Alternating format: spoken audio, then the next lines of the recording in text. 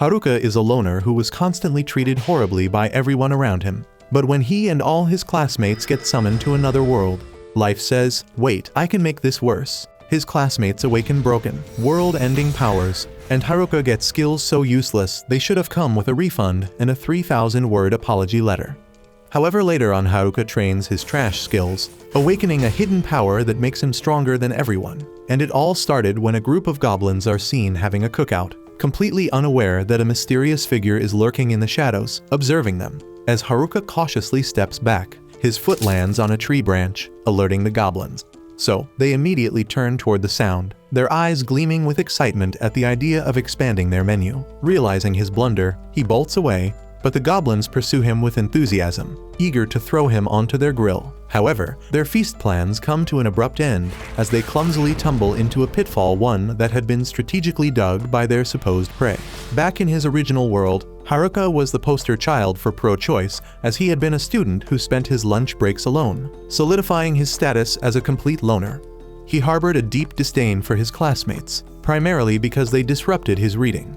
His class was divided into various cliques: the delinquents, the popular girls, the jocks, the nerds, the class reps, and a bunch of other people with zero screen time. Suddenly, a radiant light emerges, forming a magic circle at the center of the classroom, sending waves of panic through the students. Unlike them, Haruka knows that it's showtime, as this radiant light means it's time for him to show his moves in another world. However, he realizes it's better to avoid an easy Kai scenario when he tries to escape the magic circle by climbing into the ceiling. Only then, he realizes he was stupid enough to think he can escape his terrible luck. Now finding himself in a white void, Haruka wonders where's the princess and the king asking for his help. Instead, he is greeted by Roshi from Temu. The elderly figure resorts to hand gestures to convey that the rest of the students have already been sent ahead, leaving Haruka as the only one remaining. At that moment, Haruka realizes his efforts to hide in the ceiling was all in vain, as the old man gestures for him to prepare for his transfer and select his starting stats. A massive screen materializes, displaying a list of available skills. To his dismay, most of the best skills have already been snatched up by his classmates, leaving him with only a handful of pitiful options.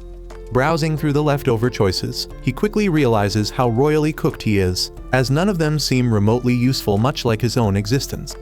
Frustrated, he grabs the old man and starts ranting about the absolute dog water skills left on the wall. Sympathetic to his suffering, the old man grants Haruka all the remaining skills and promptly sends him off. And just like that, Haruka is unceremoniously dropped into this new world, somehow managing to be an even bigger failure than before. Unsure of his next move, he stumbles upon a bag, which turns out to be an item with unlimited storage capacity. Using the starting gear, he dresses himself properly and checks his stats.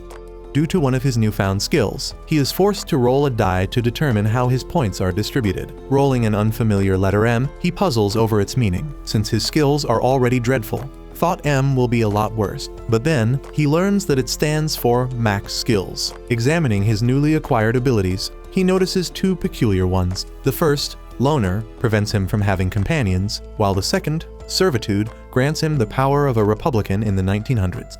With these strange abilities in tow, Haruka starts on his journey, determined to establish a base of operations. While exploring, he recalls his contact lens skill, which enhances his vision and highlights significant objects. Utilizing this, he gathers edible mushrooms so he can be resistant to its effects. Eventually, he reaches a lake to collect water, but is startled by a scream echoing from a nearby cave. Deciding to investigate, he uses the light sources provided in his spacious bag to illuminate the dark cavern. He then taps into his temperature magic to create a campfire, accidentally leveling up the skill and unlocking fire magic. As night falls, Haruka settles down by the fire and successfully makes it through his first day. The next morning, he discovers that his monster-repelling torch kept him safe overnight and that his shut-in skill maintained the security of his living quarters. For breakfast, Haruka whips up a meal using mushrooms and beef jerky, appreciating the convenience of the cooking tools in his spacious bag. Deciding to make the cave his official residence, Haruka heads out to stock up on supplies. Along the way, he spots goblins picking berries and uses his appraisal ability to determine that their stats are unnaturally high. Armed with only a stick, Haruka enchants it with magic and beats the goblins easily. After beating the goblins, Haruka returns to his humble man cave where he fixes himself a meal. While enjoying his meal, Haruka inspects the club he colonized from the goblins, only to realize his current stats render him unable to wield it. Checking his status screen, Haruka is pleased to find that he has not only leveled up but also gained proficiency in various skills. The following morning, he grows tired of eating mushrooms but hesitates to consume meat, recalling that his class rep was a vegan. After that, Haruka decides to experiment further and infuses his body with magic, significantly enhancing his defense and speed.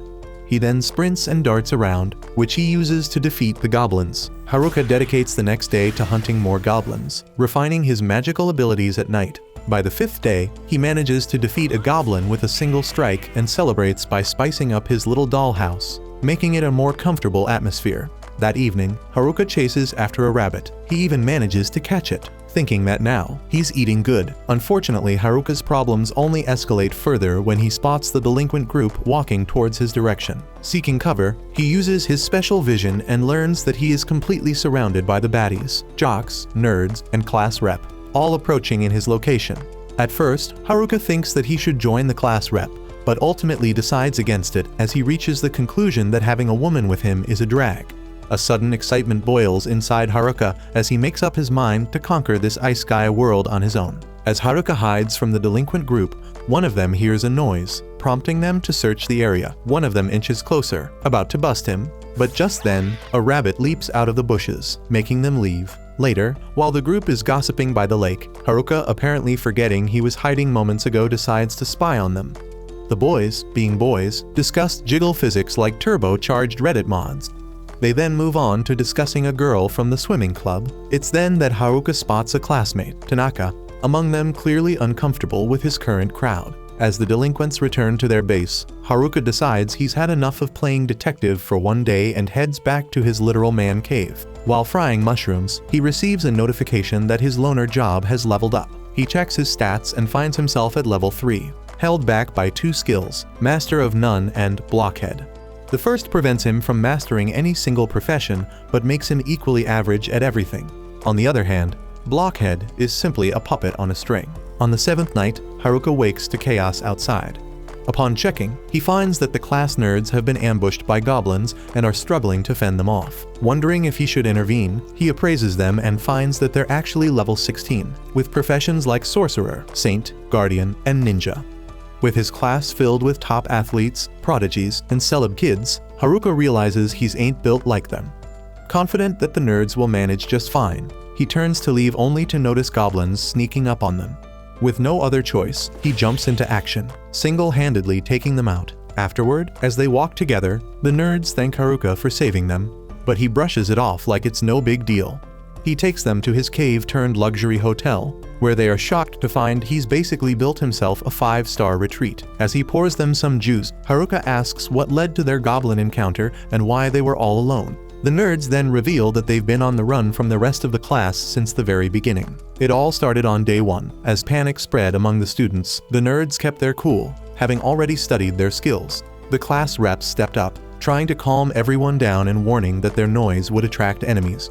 Right on cue, goblins emerged from the forest, sending the entire class delinquents included into a full-blown meltdown. However, the nerds were prepared and took the lead, using their abilities to fight back, which eventually encouraged the jocks to join in. Together, they cleared the area, and the class rep immediately directed everyone to relocate somewhere safer. She led them to a riverbed and organized the camp, assigning tasks based on each student's skills. It was supposed to go smoothly from there, but of course it didn't. The students promptly ignored her and did whatever they wanted, leaving only the nerds and a few others actually pulling their weight. That's when one of the nerds noticed something sinister. The delinquents had 2 abilities, mesmerize and puppetry, that allowed them to manipulate others. Realizing the threat, the nerds prioritized leveling up to counter these abilities. But the delinquents had the same idea and were rapidly growing stronger. The nerds started keeping tabs on them and soon learned that the delinquents planned to turn their female classmates into concubines. Horrified, they rushed to warn the class rep. Before the delinquents could make their move, the nerds intervened, knocking them out cold and exposing their plan.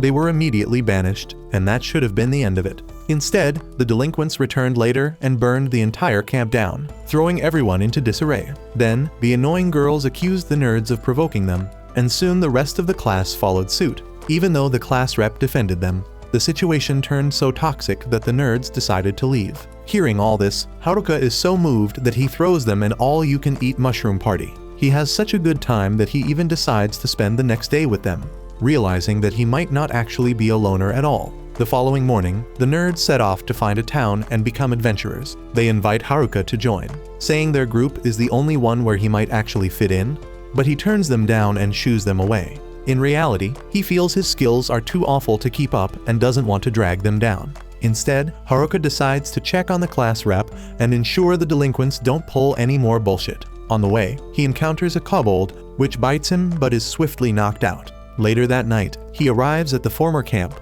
only to find it abandoned. Using his tracking skills, he follows his classmates' trail across the river. Soon, he spots the annoying girls again and immediately ducks for cover, hoping to avoid them. However, they see him and call out, begging him to stop. It turns out they actually feel guilty for what they did to the nerds and are trying to find them to apologize, having realized that the nerds were basically necessary for their survival, and they didn't do anything useful. But Haruka informs them that it's too late, the nerds are long gone. Desperate, the girls beg him to tell them where they went. Haruka, knowing they'd just be dead weight, tries to inspire them to fend for themselves, but instead, they break down crying, admitting they're scared out of their minds. Since they have no way of catching up to the nerds, they ask Haruka to teach them how to survive, hoping to atone for their past mistakes. The moment he agrees, his servitude skill activates. Checking his interface, he sees that the girls have now become his servants. From then on, the girls start functioning like cracked AI chatbots, slaying monsters and looting without question. When one of them gets injured, Haruka hands her a potion to heal, but instead, she tosses it right back at him. He's now deeply concerned, especially since the potion smells like garbage. As he wonders how to break them free from this state, he fails to notice that the class rep has been trying to get his attention. Eventually, she has to yell directly in his ear to snap him out of it. Meanwhile, the delinquents are planning another raid on the girls' camp, and this time, they won't hesitate to eliminate anyone who stands in their way. The class rep throws a tantrum, whining about how Haruka still doesn't call her by her real name despite knowing each other since first grade. Before Haruka can even think of a response, the other girls from his class show up, panting like they just ran a marathon, complaining that they couldn't keep up with the class rep.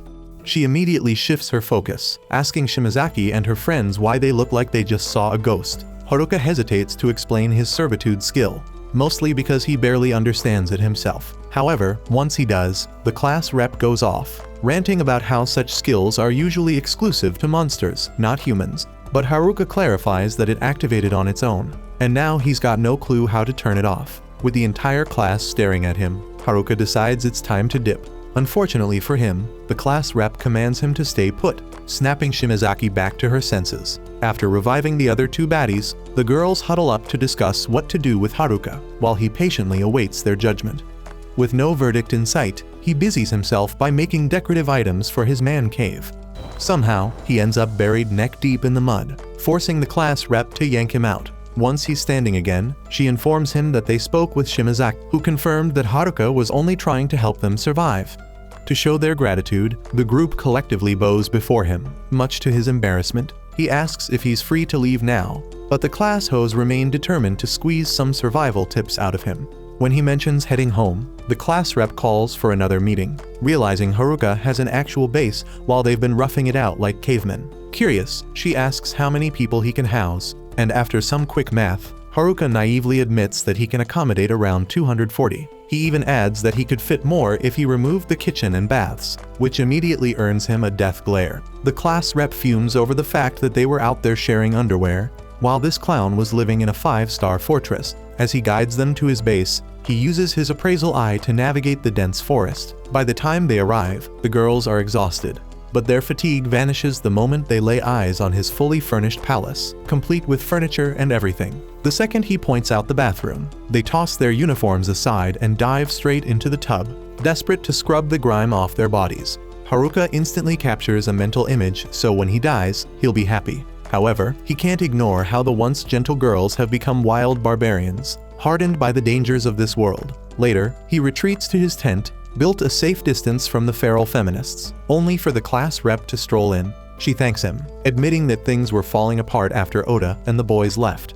but his presence has brought them a much-needed sense of relief. However, she feels guilty for being useless despite being the class rep. Haruka reassures her, pointing out that the nerds were already prepared for this situation while she, knowing nothing about survival, still managed to keep the girls together.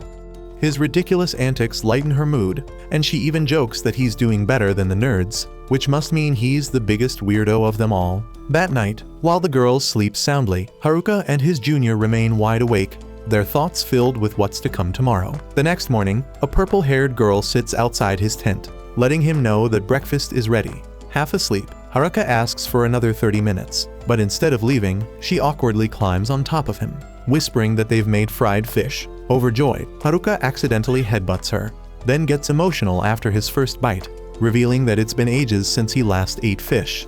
The class rep reminds him that they live near a lake, but Haruka sulks, admitting he's never been able to catch one because they're too slippery. When he asks if they have a method, one of the girls demonstrates her lightning magic, electrocuting the entire lake and catching dozens of fish in one go. Inspired, Haruka has her create lightning again and traps it in a box using his magic, allowing him to finally catch a fish on his own. This even earns him level 1 lightning magic. He then explains his mastery of Nun skills, which lets him learn all types of magic up to an intermediate level, but prevents him from mastering any. Later, he asks the class rep about their next move, and she mentions they plan to head for the nearest town. Haruka assumes the gals are out for revenge against the nerds, but Shimazaki clarifies that she just wants to apologize.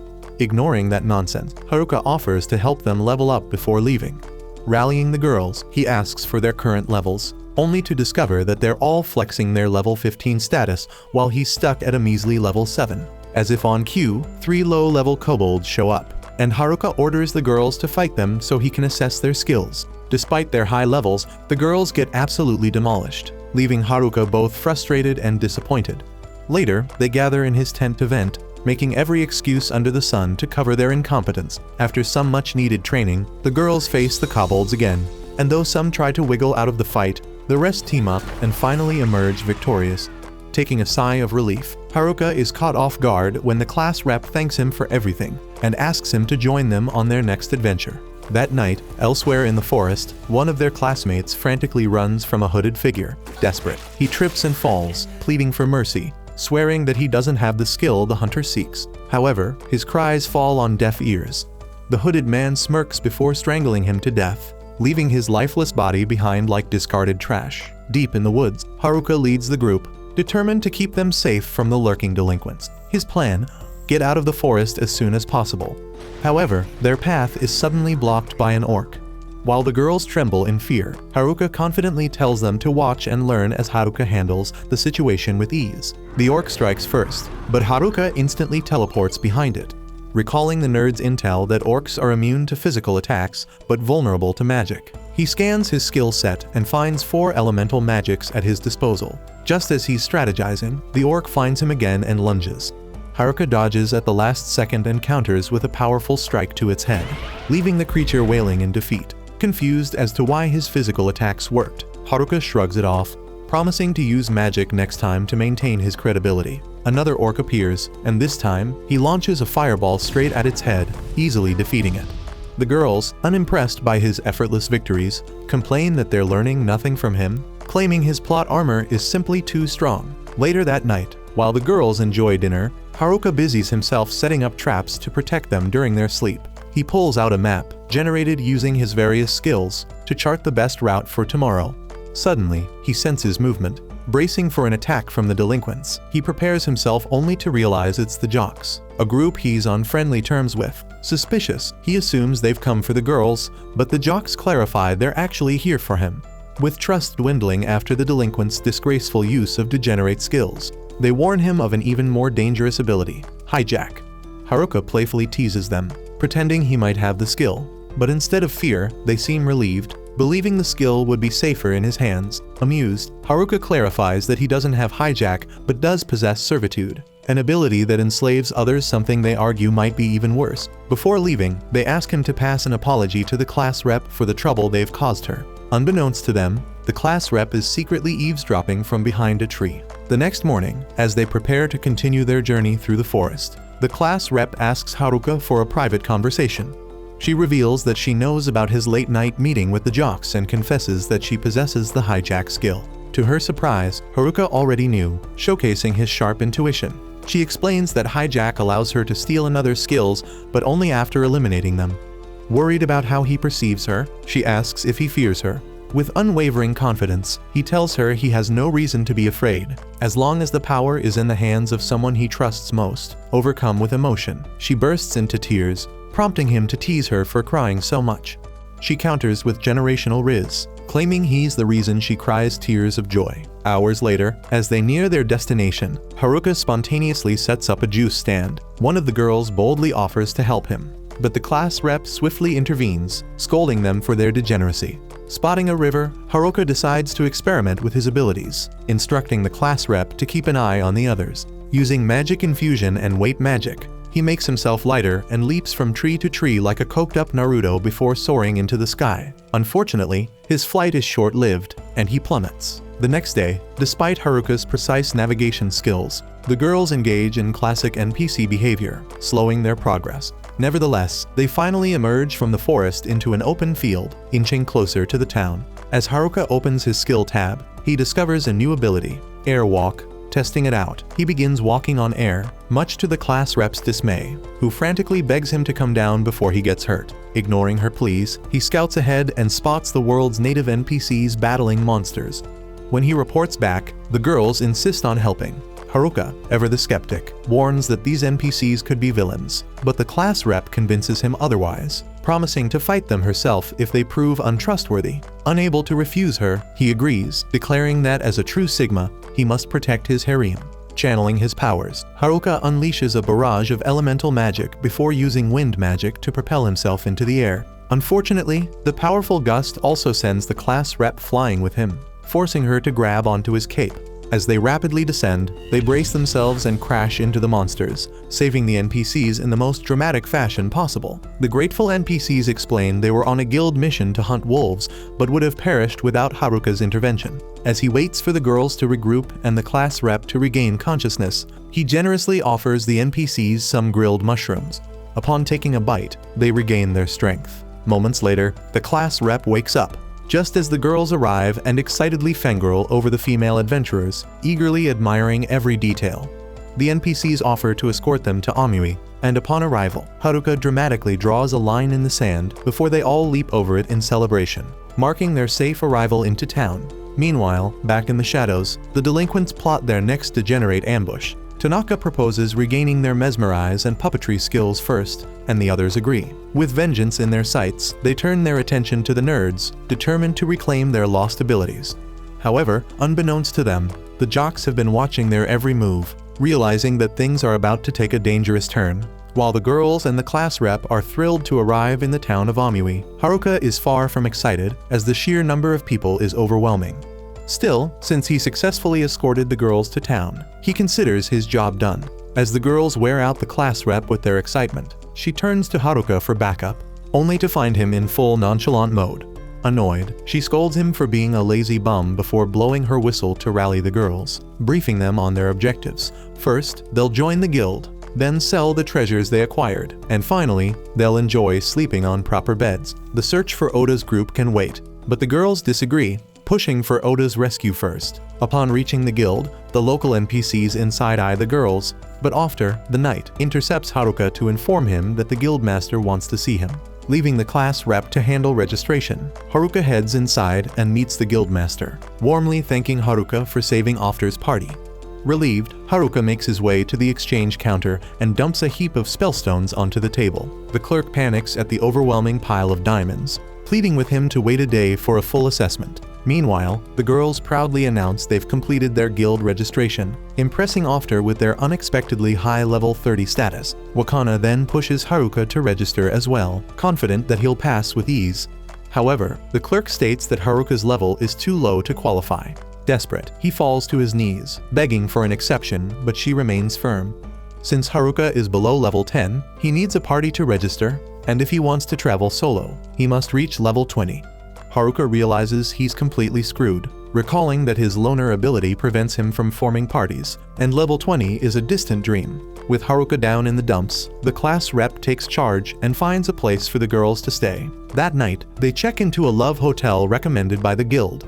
While the girls sleep soundly, Haruka longs for the comfort of his forest, while Wakana remains preoccupied with thoughts of Oda's group. The next morning, the class rep announces that the town boasts numerous shopping options, which excites the girls. Haruka, however, has other plans. He intends to collect his spellstone payment and retreat to the forest. Unfortunately, the guild doesn't have enough money to pay him in full, so the guildmaster offers to compensate him in installments. Haruka accepts and receives an initial payment of 8 million heals, equivalent to 8 million yen, which leaves him and the girls stunned. The clerk clarifies that their stones are only F rank, the lowest tier, and that they can even earn more through simple animal hunting quests. Encouraged by their newfound wealth, the class rep wants the girls to go shopping. Meanwhile, Godok offers to take Haruka somewhere good, which triggers Haruka's degenerative imagination. Hoping for some quick time event, he follows eagerly, only to be led to a shady store filled with dungeon relics. The crusty shopkeeper, backed by Godok's guarantee of quality items, piques Haruka's curiosity. As he browses, one peculiar item catches his attention, an ominous necklace inscribed with 7 stores. The shopkeeper explains that it can store effects from 7 different pieces of equipment. Excited, Haruka decides to buy the necklace along with several other items. But before he can, the class rep drags him away, insisting that he's wasted enough time. Haruka begs for one last test, but in his excitement, he accidentally activates the necklace, fusing all his equipment together. The shopkeeper, livid, demands 10 million heals as compensation, sending the group into a frenzy as they scramble to negotiate. By the next day, Haruka is completely broke, having paid the price for his mistake. He can't even collect more spellstones since only registered adventurers can venture outside town. When he tries sneaking out with the girls, the class rep catches him and shuts down his escape plan, still determined to return to the forest. Haruka wears his cloak of invisibility and successfully evades the girls and class rep, making his way to the town's exit. Overconfident, he attempts to vault over a fence, only to be spotted by a group of sporty girls. Mid-jump, their call distracts him, causing him to land on his rice balls. Through the pain, he recognizes them as the 4 athletic chicks, but one of them, Nagisa, is missing. Turns out, she's in the middle of stripping down in a clothing store. Haruka and the others rush to stop her, and when he scolds her, she becomes dejected, forcing him to glaze her with compliments.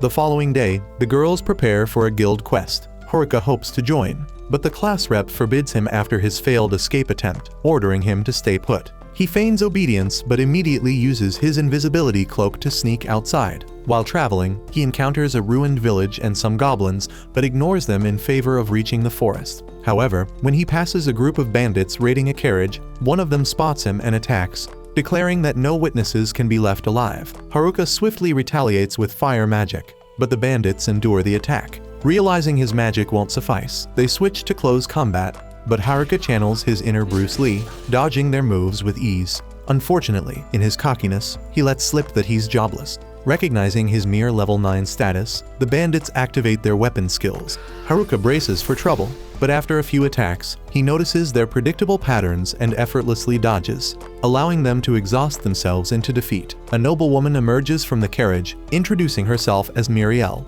Though she wishes to express her gratitude, she immediately starts spouting nonsense, and Haruka quickly realizes she's dumb. She introduces herself as the daughter of a local lord and asks Haruka to accompany her. Haruka, desperate to escape to the forest for some peaceful me time, initially refuses, but Muriel tempts him with an offer of gratitude. He reluctantly accepts. During their journey, she asks where he's from, prompting Haruka to go on a rant about Amui, calling it a fourth world town and assuming the town's lord is probably a bum. Muriel, teary-eyed, then reveals the unfortunate truth: she is the daughter of that very lord.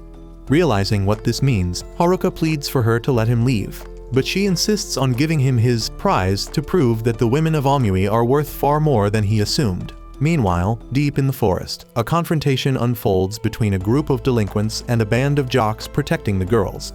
Just as the delinquents prepare to attack, their leader is suddenly stabbed in the back by a mysterious hooded figure.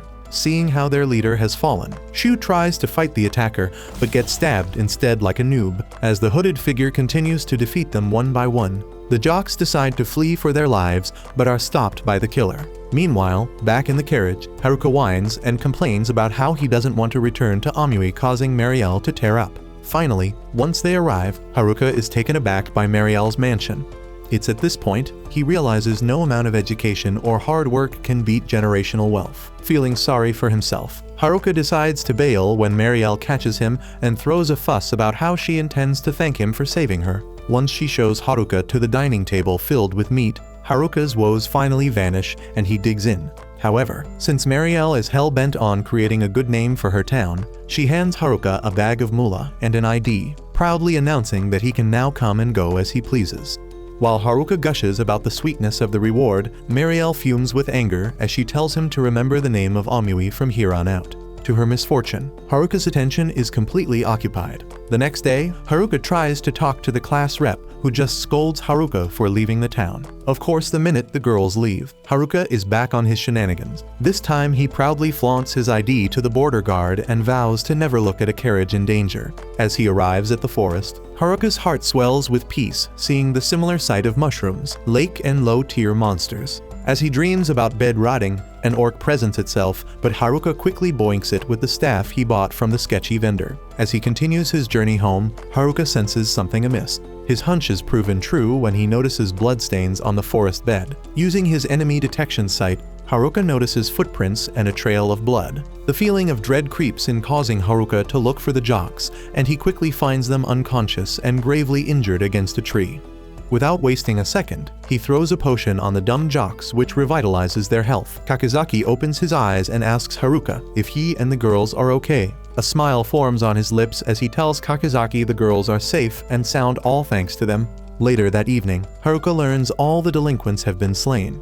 Kakizaki further states that the culprit appears to have been planning his move for a very long time, and it appears he's after the class rep since she has the hijack skill, since only he and the nerds are supposed to know about this crucial information. Haruka asks the jocks how they managed to figure it out. Kakizaki states they only learned since the hooded figure kept asking them about the class rep's whereabouts. He also reveals the attacker was hoping they'd lead him to the class rep, but they decided to outsmart him by taking shelter at the tree. However, with the blood trail plain in sight, Kakizaki confirms that the attacker will come to seek them out. The jocks then express their plan to take down the attacker, but Haruka curtly tells them to go to the town and apologize to the girls. Seeing Haruka's face, the jocks decide to follow his plan.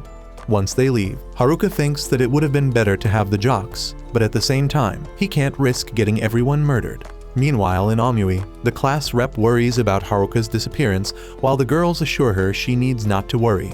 At the forest, Haruka goes over his battle strategy, recalling how the jocks told him the culprit has a op weapon skill, and while it's a formidable skill, it can leave you defenses open. His eyes dart around the forest, looking for a way to game end the attacker, when Haruka notices a bunch of high-level goblins. After fighting them, Haruka has a face-off with an orc, capable of wielding a weapon. Thinking he's the perfect target, Haruka uses the orc as a practice. After combining a bunch of random skills, Haruka manages to fend himself well against the monster. However, before he can celebrate, an emperor goblin arrives, blasting a level higher than him. Haruka panics, but with sheer force and determination, he manages to overwhelm the goblin despite its healing magic. Having defeated the Emperor Goblin, Haruka manages to upgrade his level to 11. The following morning, Haruka prepares to meet this mysterious attacker who turns out to be none other than Tanaka. He reveals that it was him who broke the class apart and now wants the class rep, but of course, since Haruka has the hots for our class rep, he stops Tanaka, asking for a face-off. Without wasting a second, Haruka points his staff towards Tanaka, who asks him why a lonely loser is trying to get in his way. Wanting to look cool, Haruka states that even someone like him has dignity. An evil smirk plays on Tanaka's mouth as he tells Haruka he should prepare to die, flaunting a glimpse of his power. Tanaka states he saw the billboard filled with worthless skills, so he knows he is just filled with crappy powers. Meanwhile, the class rep learns from the jocks how Haruka is fighting all alone in the woods, which makes her so worried that she tries to make a run for Haruka. Luckily, Kakizaki stops her and tells her she should have faith in Haruka. Back in the woods, Haruka is running for his life while Tanaka chases him down. He He asks Haruka how he managed to figure out he was the culprit and reveals that he suspected him from the start since a math whiz like him would never group with the delinquents. Having questions of his own, Haruka asks Tanaka since when did he turn evil, and the boy smirks and says from the start he wanted the hijack skill. Since Haruka knows too much now, Tanaka uses his fire magic to make a BBQ out of him. Seeing his enemy go up in flames, Tanaka thinks he's him, until he realizes what's really going on. Haruka sucks up all his magic like a single mother desperate to put food on the table. Turns out, he combined a bunch of his useless abilities to make this work. With Tanaka's guard down, Haruka makes his move, but his enemy is too smart as he calls upon multiple weapons to slay Haruka. Tanaka unleashes his powers to suppress Haruka's skills. As Tanaka tires him out, Haruka realizes he's in deep trouble as Tanaka has too many attack patterns for him to find the opening to make his move. After spitting out blood, Haruka asks Tanaka if he copied everyone's skills using the copycat skill. Tanaka sarcastically calls Haruka smart, who goes on about how his plan is clear. He intends to copy hijack skill from the class rep and then use it to steal the real thing. Tanaka tells Haruka that he's right on point as he then intends to use hijack to steal all other ops skills, not wanting Haruka to stop his evil plans of world domination. Tanaka goes demon mode, making Haruka realize just how strong his enemy is. As Tanaka lunges for him, Haruka just dodges his attack. He smirks, asking Tanaka if it's true he can use one skill only thrice. With the cat out of the bag, Tanaka grows furious, crying that this isn't how his evil arc was supposed to be like. Haruka, on the other hand, says, "Nah, I'd win." As Haruka beats down Tanaka, he goes in for the deadly strike until Tanaka fires a huge fireball, causing Haruka to pause. Tanaka throws a fuss about how unfair he's getting beaten down. At that moment, Tanaka smirks and calls upon his inner Michael Jackson. He moonwalks towards Haruka and then suddenly disappears. Before Haruka has a chance to regroup, Tanaka flies from the sky, aiming to slay him down. As the scene becomes chaotic, Haruka realizes that something is amiss as the attack feels weak. And just like that, Tanaka hits Haruka with a move called Death. As Haruka drops dead, Tanaka laughs like a kid who just realized he can do more than just pee with his junior. Tanaka cockily turns to leave when Haruka stands up and reveals his death skill doesn't work on him since he has a useless skill called well-being which ensures his safety. Anger surges inside Tanaka, who wonders why things didn't go perfect when he did all the calculations. Hearing this, Haruka states that in this magical world, the old rules don't apply. Tanaka then thinks back to his old life and how mundane it used to be so when he was teleported to another world. He knew exactly what he wanted to make his life interesting. Unable to accept that a loser like Haruka will be the one to beat him, Tanaka pierces him with a sword only for Haruka to grow stronger. In the end, Haruka pulls the ultimate checkmate move. However, the battle proves too exhausting for him and Haruka prepares to say goodbye when he's rescued by the nerds. They tell Haruka they were tired of waiting, so they came to him, assuring him that it's time for him to relax. As they help Haruka up, he asks them why they came for him. The nerds reveal that once they were back from the dungeon, everyone was talking about how Haruka was fighting alone, so they wanted to lend a hand. Upon being reunited, Haruka is greeted warmly by his classmates. Shimazaki and the other girls apologize to the nerds, acknowledging that it's because of them they survived so far. Seeing how everything is fine, Haruka tries to sneak away and return to his hobbit lifestyle, but the class rep appears and lectures Haruka. Once she's done, she makes the girls carry Haruka to safety. After waking up, Haruka notes his body is still recovering from the fight with Tanaka. He spots the nerds and asks them what they're up to, only to learn they're headed towards the dungeon. They inform Haruka about how there's a special item down in the dungeon, which is capable of changing how people see and view you. Haruka teases them, telling the guys how this must be good for them. As the nerds leave, Haruka thinks it's time to return to the lifestyle of his ancestors, but before he can return to the cave, the class rep appears, looking all pissed. Hesitantly, Haruka asks her if she needs to be baptized once again.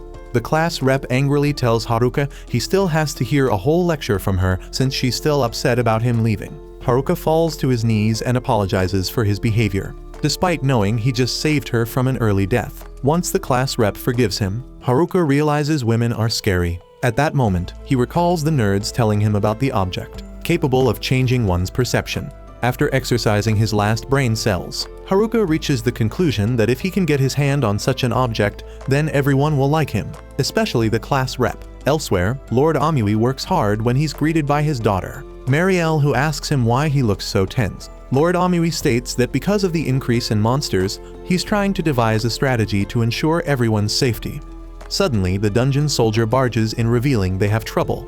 A large monster horde is headed straight for them. Meanwhile, Haruka casually strolls towards the dungeon when he notices a pack of monsters. Seeing this, Haruka decides it's time for a quick workout. On the other hand, the guild master and class rep discuss something important when Marielle rushes to inform them about the monsters who are headed towards them. The adventurers prepare to protect their beloved town while the class rep rushes to warn her friends.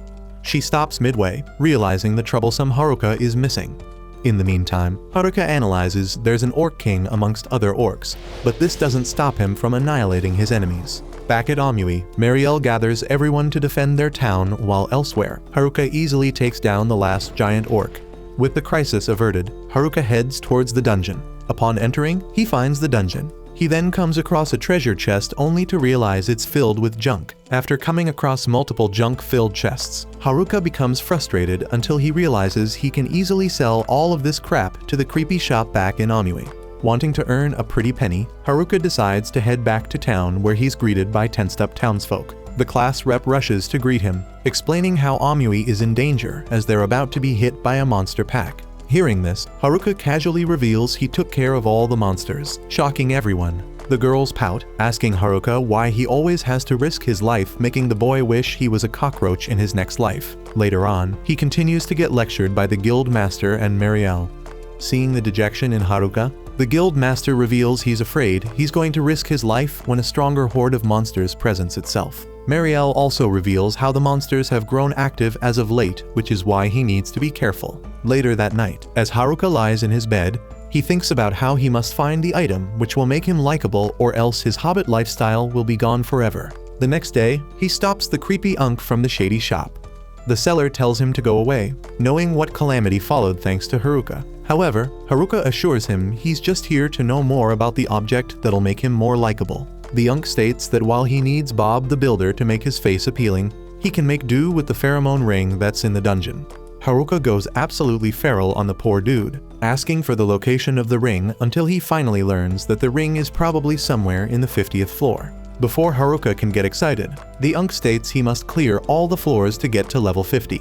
Meanwhile, everyone gets wind of Haruka's plan to get the pheromone ring. The class rep gathers everyone, making sure that everyone will help her stop Haruka. Meanwhile, the poor boy happily heads towards the dungeon only to find an angry crowd headed straight for him. The class rep stops him, bluntly asking if he's after the pheromone ring. Haruka tries to lie, but since he's bad at it, he's easily caught. Seizing the opportunity, he runs towards the dungeon with everyone following after him. The class rep warns him to slow down, but Haruka assures her he won't get into trouble. Famous last words, as Haruka ends up losing his footing, giving heart attack to everyone. After landing and being separated from everyone, Haruka learns he's on level 101 of the dungeon, which means the place must be crawling with monsters. Having no choice but to walk ahead, Haruka opens a door and finds himself facing the dungeon emperor. On the other hand, Haruka's classmates grow worried for him, knowing that Haruka is a goner if he faces the dungeon emperor. Nagisa rises and announces that since Haruka has saved their worthless bums multiple times, it's time for them to return the favor. Everyone agrees with Nagisa while Haruka realizes he's completely doomed as the dungeon emperor is too OP for him. Lord Amui looks over the dreary weather when Marielle arrives looking concerned. Her father tells her to speak her mind, and Marielle asks if he also thinks the dreadful clouds are circling around the outermost dungeon. She continues by saying she has a sinking feeling whatever is coming is worse than the orc horde days ago. Meanwhile, back in the dungeon, Haruka tries to solo fight the boss. However, he realizes quickly that with all his speed, the dungeon emperor's speed is incredible. Just when he's about to despair, his lenses receive an update which allows Haruka to see the future. With a newfound determination, Haruka attacks the dungeon emperor, and despite being on the losing end, he smirks as he's filled with adrenaline. However, in the end, when he finds his stamina and magic on the verge of ending, Haruka realizes that if his enemy attacks him, he'll hopefully be sent straight to Snow Bunny Heaven. The dungeon emperor takes steady steps towards Haruka, making Haruka further realize he's not like other monsters. Something is clearly different. After a little introspection, Haruka concludes that the dungeon emperor has no bloodlust unlike the enemies of the past. So if he really wanted to eat him, he would have been able to do so. At first, Haruka thinks the skeleton is just toying with him, so he tries to attack him with all his might. However, upon closer look, Haruka realizes the Dungeon Emperor is being controlled by miasma, who is forcing him to fight. Upon learning of the Dungeon Emperor's struggle, Haruka collides his staff against his and learns that his staff can absorb the Dungeon Emperor's negative aura. Placing his entire hope in his staff, Haruka manages to absorb all the miasma.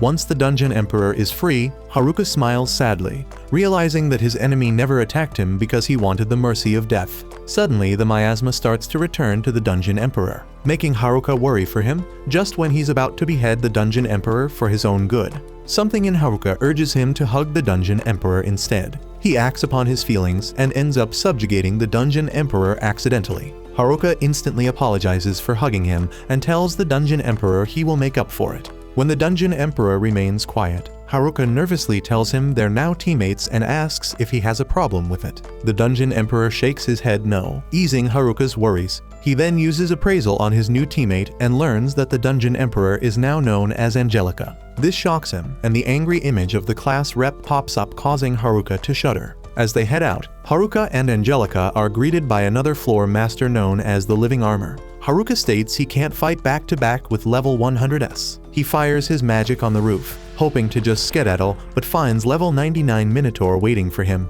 However, when the Minotaur jumps down, he ends up crushing the Living Armor. Haruka seizes this commotion and gives the two floor masters a beating. Upon prevailing, Haruka receives a mighty reward, while Angelica expresses her desire to dress up in the armor. The armor magically gets tailored to Angelica's body, but when Haruka appraises it, he learns the armor is cursed, meaning it'll be permanently infused with Angelica's flesh and blood. Hearing this, Angelica expresses anger, which makes Haruka realize that girls are moody even in death. Meanwhile, Haruka's classmates have crossed level 50 in hopes of finding him when they suddenly run into a Cyclops. On the other hand, Marielle expresses her worry to the guild master, who assures her that the adults will take care of things. Back at level 98, Angelica finally loses the attitude when Haruka gives her a storage cape. Suddenly, a Lick appears who is immune against physical attacks and can be taken down with holy magic only. Haruka decides to use his staff and, to his surprise, manages to easily defeat the Lick.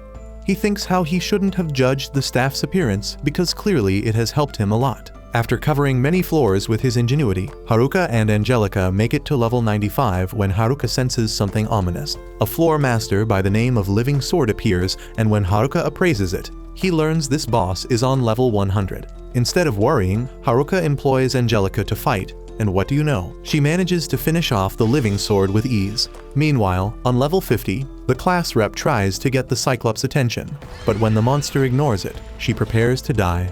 Suddenly, Oda and Kakizaki arrive to her aid, motivating her to have faith in herself. The boys then reveal their grand plan. Using Kakizaki as a decoy, Oda manages to slay down the Cyclops. Seeing everyone work together, the class rep smiles as she thinks that their class has finally been united, and it's all because of Haruka. As the class rep vows to find Haruka elsewhere, Haruka finds the dungeon floor shaking. Unbeknownst to him, an army of monsters is headed straight for Amui. Meanwhile, outside the dungeon, the soldier finds a gang of mice sprinting out of the cave. When he turns to look inside the cave, he sees a bunch of glob monsters smiling sinisterly. Panicking, he runs straight to the guild master, informing him about what's coming. The guild master takes a long sigh, announcing that a stampede is coming for their town. Marielle becomes worried as she realizes her worst fear has come true, while the others worry for Haruka and his friends. The guild master then remembers about an old text featuring the dungeon. After pulling out the paper, he reads loudly that the dungeon is a living organism, and eventually there'll come a day when it can no longer house the growing population of monsters. Guild Master continues reading, revealing that the monsters can only disappear when the final boss in the dungeon is defeated. As things become chaotic, the Guild Master orders Ofter to take the civilians into shelter, while Godek is told to gather as many adventurers as possible. The Guild Master, now fully determined, challenges the monsters to come invade his town. Meanwhile, the class rep and the rest of them run into a horde of werewolves. Back at Amui, a lot of the adventurers have gotten injured during the fight with the monsters. Seeing this, the guild master states that Haruka might be their best bet. He turns to Marielle, expecting her to deliver the message to Haruka. However, she suddenly starts freaking out, saying she can't go in the dungeon alone. The guild master asks Marielle what's happening and then requests Ofter to accompany Marielle. After agrees, but Marielle worries she'd be dragging them down if she goes down in the dungeon. Unfortunately, with the mission so crucial, she ends up reluctantly agreeing. Meanwhile, Haruka and Angelica take care of some small monsters until he comes across a huge fish monster who manages to drown him. But it isn't easy for the fish. After taking care of the big fish, Haruka's mood brightens up, and he tells Angelica that he's super excited to clear the dungeon. And just like that, Haruka finds the Ring of Boundless Fortune on level 79. By level 77, Haruka receives a blessed bangle. After collecting many such items, Haruka wonders what to do with them. However, on a second thought, Haruka realizes he should give his jewels to Angelica since it's because of him she's stuck in the armor. Touched by Haruka's gesture, Angelica is happy. Meanwhile, the class rep and the rest manage to take down the werewolves. However, after the butt kicking, they're tired out of their minds. Just then, Marielle and After come rushing towards them. Meanwhile, Haruka encounters a lava bed on level 74, making him think of Pompeii. After revealing everything to the class rep, Marielle cries, but the class rep tells her it's going to be okay. On the other hand, Haruka is about to get cooked when Angelica suggests he should rest. The heat catches up to him, and he decides to use his wind magic. Elsewhere, the class rep becomes worried for Haruka when she feels a gust of wind. With a tinge of luck, Haruka and the class rep manage to establish communication as the class rep asks him if he can climb out of the hole and come up to her. When Haruka tells her that it doesn't work like that, the class rep informs him about the dungeon stampede. Hearing this, Haruka states that he has already defeated the dungeon boss, until After adds that he must slay the boss to stop the stampede. Haruka looks at Angelica. A wave of guilt takes over him as he wonders if he should doom the town of Amui or cut down Angelica to save the rest. In the end, Haruka decides that he must save the town and Angelica. Haruka then tells the class rep and everyone else he didn't slay the final boss, which makes everyone worry except the class rep, who reminds everyone that Haruka always pulls through. Back at Amui, the danger escalates as the monsters prove too hard to handle. Godek informs the guild master of their troubles, but sadly there's nothing to be done as the guild master tells Godek they'll have to hold until the new adventurers come up with a plan to save their boomer asses. Upon hearing such a whack inspirational speech, Godek realizes it's better to just die, so he tells the other adventurers to man up and face the challenge ahead. Meanwhile, at the dungeon, Haruka promises to the class rep he'll find a way to solve their problems. Feeling confident, the class rep replies back, telling Haruka not to worry as they'll back him up.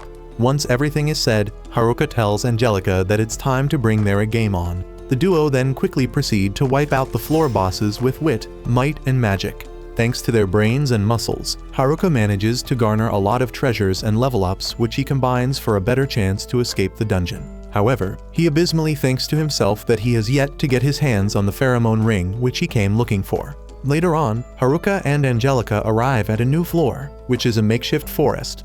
He sees an owl and confidently states that there's no way a stupid owl will put him out. Luckily for him, Angelica carries him back and assures him to rest while she makes the journey for the both of them. Feeling like a pretty girl, Haruka decides to nap. Meanwhile, the class rep and her group are attacked.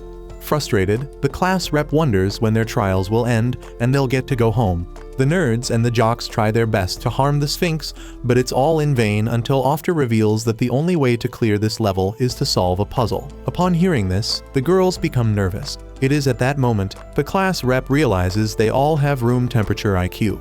Just when she accepts her fate, Haruka arrives and orders Angelica to behead the Sphinx. With the day saved, Haruka states he's back when suddenly the floor collapses. However, he manages to outwit his terrible fate, making everyone cheer for him until the floor gives out the second time, and this time, Haruka realizes who is he to say to an early grave. Just then, the class rep rushes to hold his hand, promising to not let go of him this time. As Haruka's saved, he finds his class cheering for him and the class rep, making him realize that a lot has changed since he had left. For starters, everyone's working together. However, he tells his friends it's too early to celebrate as the stampede is growing deadlier. After then leads everyone to a teleportation circle when the class rep asks Haruka how he managed to take down the floor bosses. Haruka casually reveals that he's just that guy.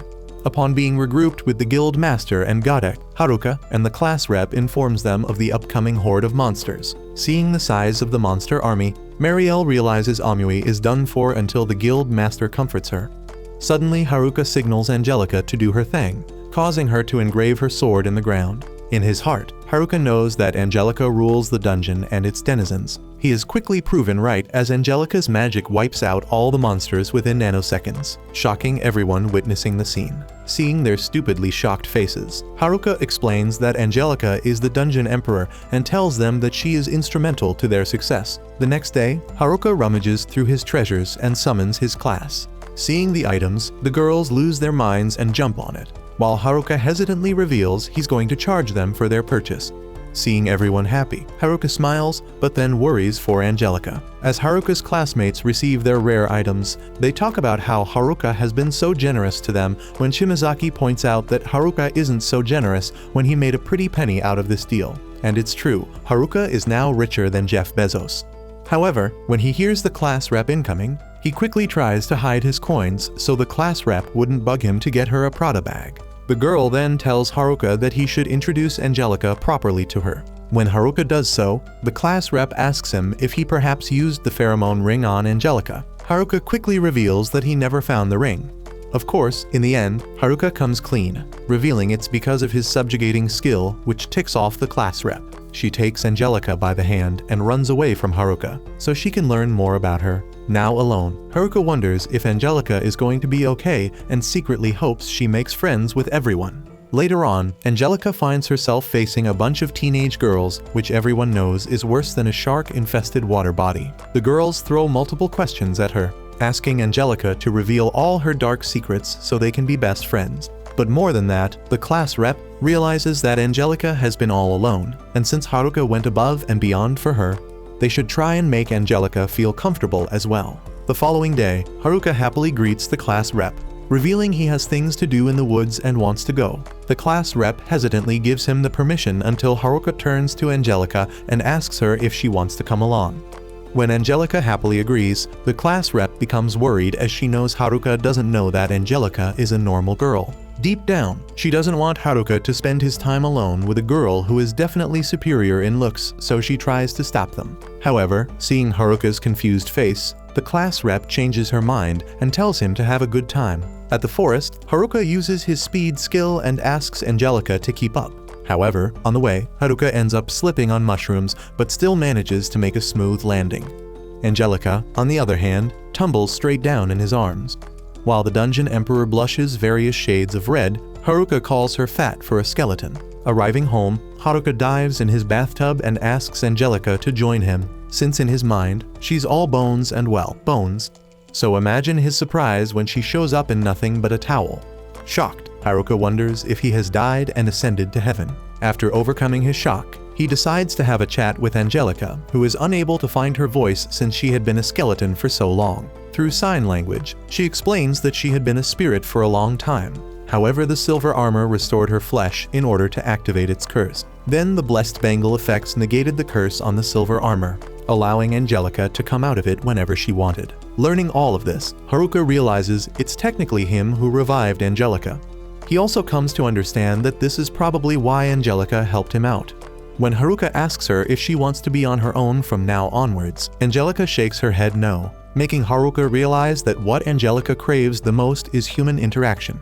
At that moment, Haruka feels the need to make Angelica smile, so he puts on his best clown act to make Angelica smile. The following day, he asks Angelica to spar with him as he's working on improving his skills. After being overwhelmed by Angelica, Haruka smiles and promises to her that he'll get stronger than her one day. After the blissful day, they return to Amui where the girls and dudes applaud Haruka for returning with a baddie.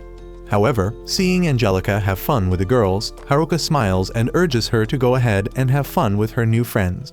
Angelica blushes and joins the girls while Haruka vows to master this new world all on his own.